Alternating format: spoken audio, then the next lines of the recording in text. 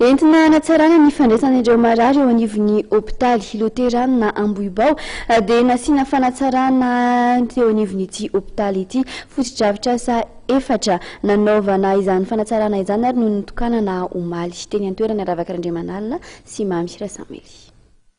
Mahazaka hatrany amin'ny 500 ireo efitrano fampidirana marary eto amin'ny hôpitaly Loterana Ambohibao amin'izao fotoana izao ka ny sampam-pitsaboana manao fandidiana amin'ny alalan'ny endoscopie, ny fampidirana, ny fitsaboana anatiny, ny fitsaboana momba ny fikorotana ara-tsaina ateraka ny olona avy amin'ny lalan-drà na ny neuropsychiatrie, ny fitsaboana ny faritra ny loha ary ny fitsaboana ny maso moa no andraisana ireo.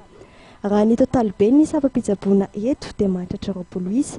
Tafiditra ao anatin'ny asa mandrara isan-taona eo anivon'ny hôpitaly ny fanatsarana ny hôpitaly ka raha ao amin'ity taona ity ary dia nisy ny fanatsarana nentina ary fotodrafitrasa efatra no indray nitokanana omaly. Anisan'ny voalohany amin'izany dia fahatsarana ny servisy anankiroa trano fandraisana marary ho an'ny servisy anankiroa dia ny servisy neuropsychiatrie dia ny servisy ny médecine interne.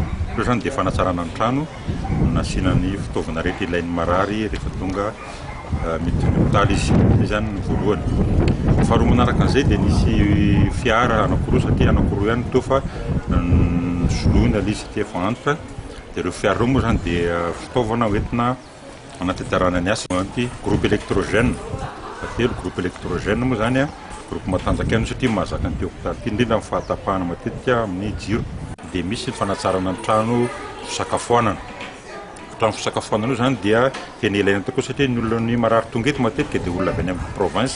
Amin'ny maha hôpitaly Fiangonana azy dia tsy misaraka amin'ny fitsaboana ireo marary ny fanabazana ara-pinoana ka isa maraina dia misy hatrany ny fampivavahana tanterahana ireo mpiasa ny hôpitaly sy ireo marary tanana eto.